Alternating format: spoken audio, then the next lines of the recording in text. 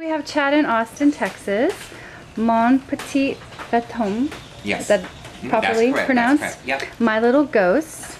I wanted to ask you, what first inspired you to change your record label name and combine that with your artistic endeavors? Okay. I can tell you the whole story. Okay. I had a label named Red Records. I have a band, St. Mary's, and I released the debut record on that label. One night, I was in the midst of, I think, just wrapping up the second record, which will be called Hear Those Voices Call. I was watching the movie La Vie en Rose, about the life of Edith Piaf, and there's a scene where she's on her deathbed and she says "Mon petit fantome" over and over again in reference to a child that she had, and it totally struck a chord with me, and it really just resonated. I just thought it was like the most exciting thing I had heard, and it really just like is one of those really kind of inspirational sparks that you get, and it just, a flood of ideas came through. So I wrote it down on a piece of paper and I kind of went to bed on it. And I woke up the next morning and it inspired me to draw the first little ghost watercolor. And I was thinking, wow, maybe I should, because some friends had previously mentioned that I should open an Etsy shop. And so I just drew the little ghost, and I really liked it. So I said, well, I could do so I thought of a theme, like ghost and like little owls and, kind of Victorian themes like the silhouettes, but instead of people have it all be animals, very naturistic, and a little creepy but cute. It really fits the whole vibe of the store. Yeah, I really thought the name and then, the items that I had kind of started envisioning, and also because I had the record label, I thought, well, why don't we just incorporate it all into like one umbrella? So I changed the name of the record label from Red Records to Mon Petit Fantome Recordings, and the next St. Mary's record, Hear Those Voices Call, will be released on that, as well as my bandmate's solo project, which is called Sugal. Her record, and Now for the Double Entendre, will be another release. And then O Tremble, which is the first St. Mary's record, will be re-released later in the year on there. But I just really like how it all fits underneath one umbrella. The Etsy shop, the record label, and it, just all in one house. What first inspired you to get started GoCoing? I'll tell you the GoCo story. Yes. I was living in Chicago, and my roommate and my best friend there both went to the Chicago Art Institute. Well, my friend Alice had a GoCo. I went over to her house for dinner one night, and I saw it, and I was, what's this? And she's like, oh, it's a GoCo. You don't know what GoCo is? I was like, no. She said, well, it's a little Japanese silk screening machine. I had always wanted to do silk screening, but was never successful in properly burning a screen, and I was very discouraged with it. And it's quite a very tedious process. Yeah, it's very tedious, and if the exposure isn't right, the image won't come out. And it's a lot of money. I mean, it's not cheap to buy the developing stuff and all that. And so I was really kind of discouraged. And I love the art of silk screening. It's a total art unto itself. And so she showed me how to use it. I was like, this is perfect. Well, they were like hella expensive. And so I was like, well, one day, I'll get one. Well, I moved back to Louisiana, and then we had Hurricane Rita happen, and our house had got destroyed, and I was living in a fifth wheel, mobile camper. And so the storm happened in September, so fast forward to December, my birthday is the day after Christmas. And I got this huge box in the mail, and it was addressed from my old roommate, Chicago, Jenny. And I opened it up, and it was a GoCo. And it was from all my friends in Chicago had pitched in together and bought me a GoCo. And it was so touching, and I loved it. And I immediately started, I was like thinking of anything I could silk screen. And it's comparative to, large format, regular silk screening.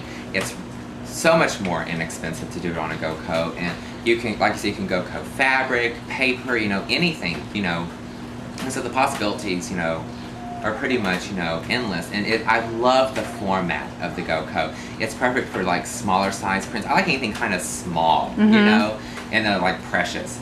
And so it's perfect for small prints, and for cards, or like I said, album covers is perfect for. So I really just started, Or all the wedding invitations. Exactly, wedding invitations. Chad invitations. GoCo'd our wedding invitations, and they're amazing. They came out really, really One well. of a kind.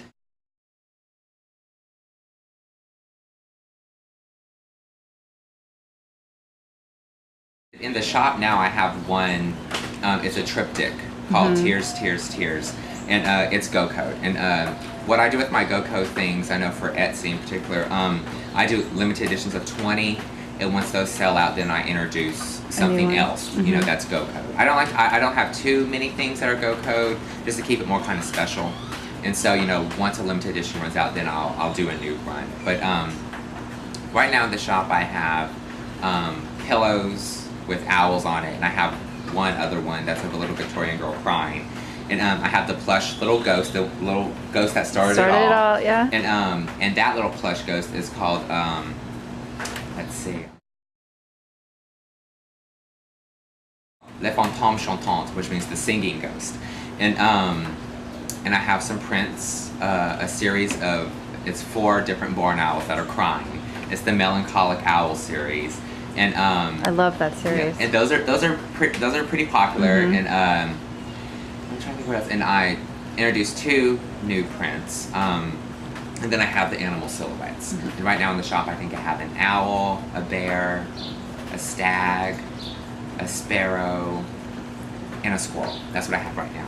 But like I said, I just released a print very recently of I'm really into the art. I love silhouettes. And I read a book on Hans Christian Andersen, and he did paper cutting. And I read it and was really super inspired by it. So I did I did a paper cutting and did prints of that. So that's in the shop now. And I'm very inspired right now by Bavarian things, you know, and like old fairy tales like Hansel and Gretel and things like that. So that's what my, you know, the newest thing that's really kind of exciting me right now, image-wise. And so I have that in the shop, but very soon there'll be a cute new little thing that I'll be putting in the shop that it'll be a surprise, but it'll be something you'll be able to wear. And it's really cute. I've done a couple prototypes in the past for it, and I finally nailed it exactly how I wanted it, but you'll be able to wear it. I'll tell you this much, it's a little pin, but that's all I'm saying. But so that'll be the newest thing I'll be introducing into the shop. And yeah, it's, you know, it's a manageable size, the amount of items I have, and I try to keep it as manageable as possible so that it doesn't interfere with music, because that really is the priority. Your main passion. That's the main passion is music. And being where you live, which is quite isolated, how do you keep yourself inspired?